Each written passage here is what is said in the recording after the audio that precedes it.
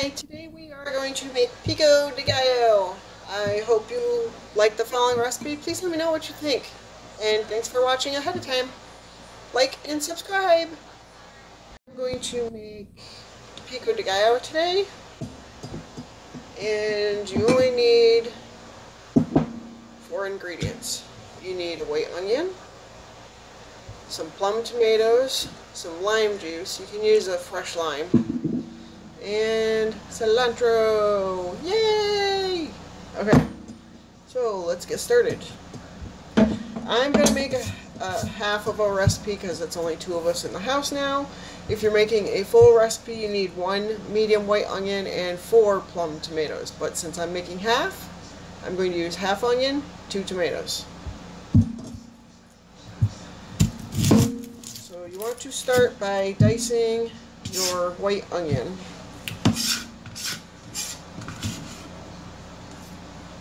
Make sure you have a bowl to put garbage food scraps in nearby. Okay.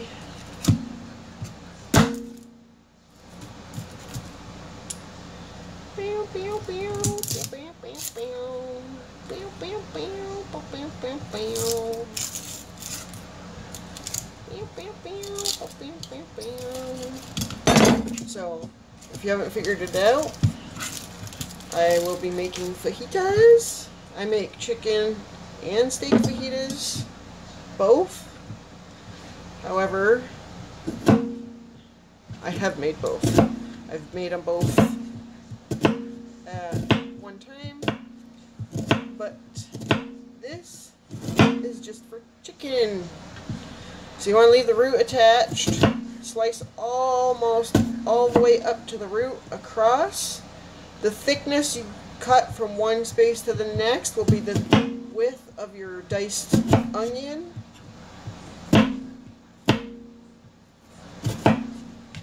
Turn it, pinch together, hold down on the top so that these middle pieces don't try to rise, pull up and separate,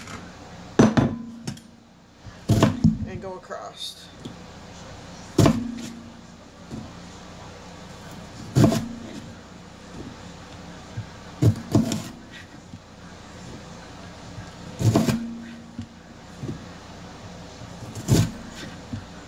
Diced onion. Perfectly diced onion. That's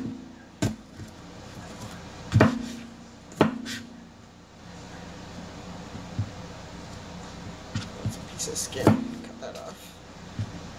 There we go. Perfectly diced onion.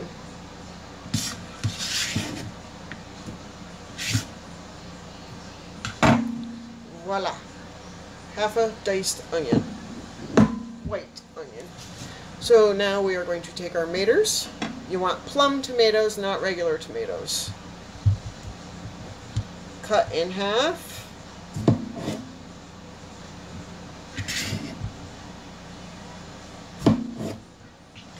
Then you want to cut the top of the stem piece out. Take your knife carefully, especially if you have a very sharp knife. Or you can use a spoon. I like to use a knife to go around because the guts kind of are attached in there. There's no root piece there.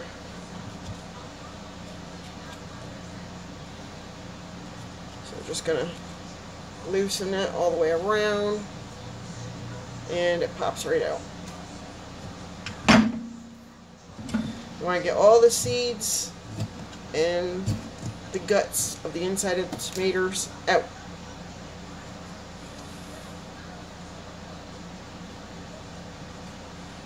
If you don't feel comfortable doing it with a knife, please don't use a spoon.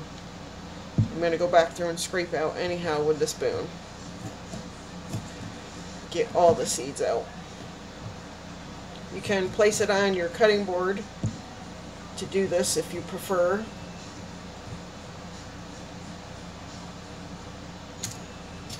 So after you get most of it out, you want to go back, use your spoon, make sure you scrape all the seeds out of the tomato.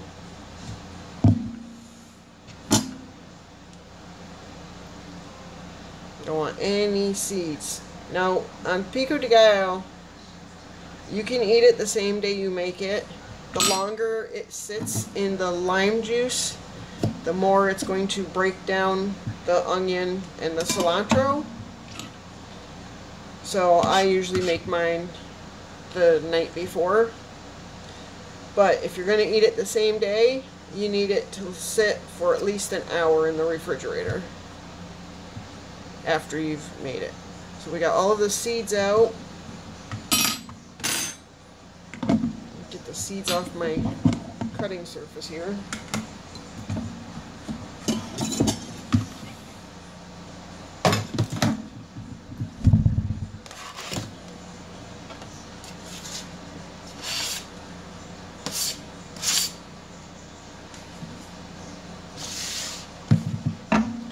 Now you want to take your tomato halves, put your fingers on the inside so you can control the cut of it, because you want to get nice flat dices. So what I do is I put my fingers in and I'll tip it up on its side like this so that I can get this side. Because if you do it like this and you go to cut, you're going to get a piece approximately that thick. So I tip it up on its side and I'll start cutting, and as I go I turn it like that with the cuts so that I get nice thin slices. Just make sure to pull your fingers back as you go. And you see now it's starting to flatten out. Just like that.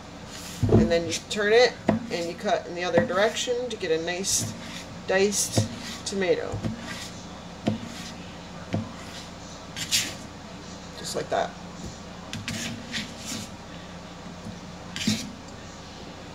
And you want to continue with both tomatoes if you're making a full batch, all 4 tomatoes.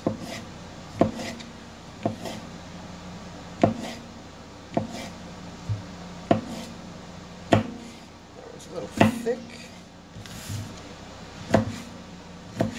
I love me some Pico de Gallo.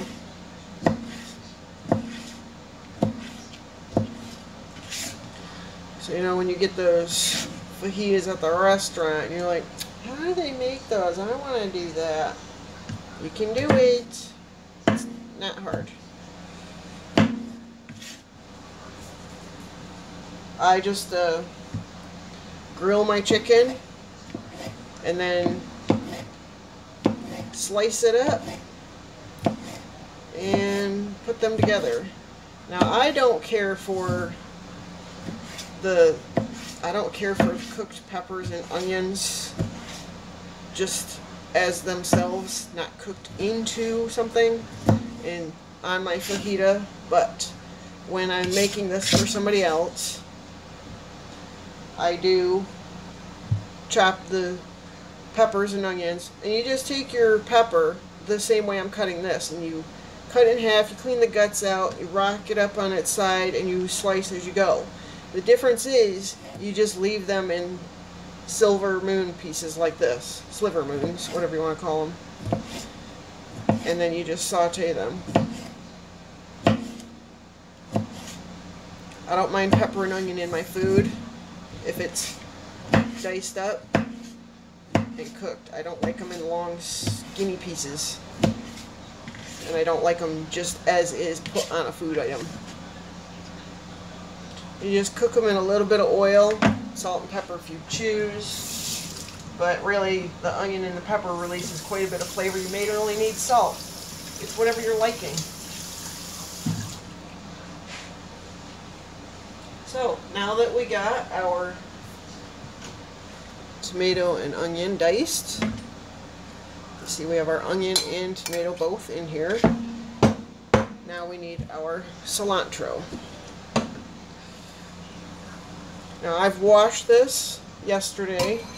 I just rinse it in some cold water, kind of shake it out, do a little dance, and then I stick it in a cup of water and refrigerate.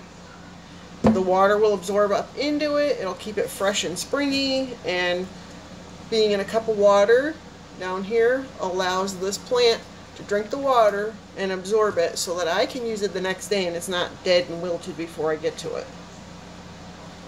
Speaking of dead and wilted, there is a dead leaf in here I want out. Here we go. Okay. Now you can sit and pick it all off one by one. I've done that. I've tried using this little utensil thing I got. It's supposed to do a good job, this thing, for your herbs to de-stem them. This is just a mess. It don't work very well for delicate leaves like this. The stems break off. You end up having to go through and pick it all out anyhow. Take your bundle, lay it down, make sure all the leaves are going in the same direction. Take your fork and just go like this, like you're combing it. That's one direction. Boom, look at that. You can also take your knife and go across it like this. You're going to cut the leaves anyhow, so it don't matter if they get damaged. You don't need a whole lot, although I will later get the rest of this off the stems and dehydrate it because I use cilantro quite often. So this is probably more than enough right here I have. We got a couple leaves, or stems rather, not leaves. We want the leaves. You need maybe a tablespoon, 2 tablespoons, if you're doing a full batch. Unless you like cilantro, add more. 1 tablespoon is more than enough. These little bit of stems won't hurt anything. This little bit of stem, but I prefer to take all the stem off. So, we're going to pull all of our cilantro together in a pile.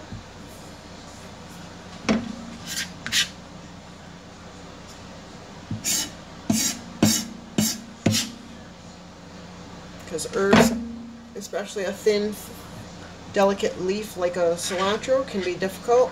You're going to squish them together.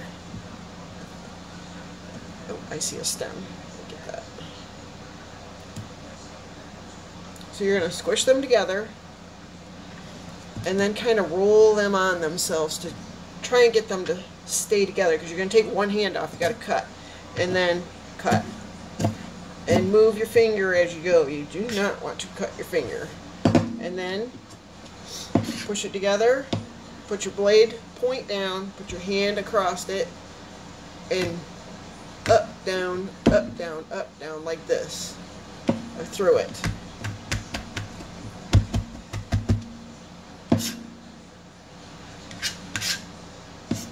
Scrape it together as you go. Should have used my wood cutting board for this. It would be more successful. This will work.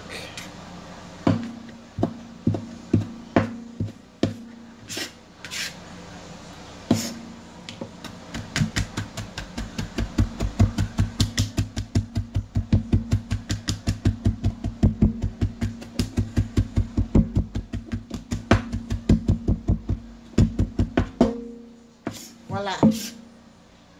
Cilantro. And as you see, I definitely have more than a tablespoon. And if you want more than a tablespoon, put a tablespoon, but you really only need a tablespoon. So I'm going to pull my diced onion and tomato back, and I'm going to add roughly a little over a tablespoon. I might add more to it. I'm going to mix this up and decide if I want more. You know what? I want more. I'm going to go ahead and add it all. I like to see my cilantro through there. I like the taste of cilantro. Some people don't like it. If you don't like cilantro, leave the cilantro out. You don't have to put it in. You're eating it.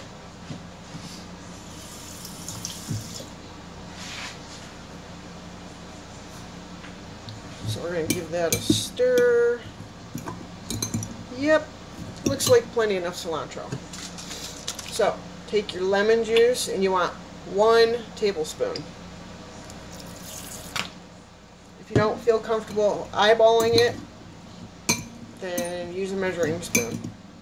Now what I do is I put 1 tablespoon, I'll stir it. If you taste it right away, it's going to taste like raw lime juice with just tomato and onion. It won't, unless you like sour, don't. The next morning I will try this, and if I feel like it's not quite,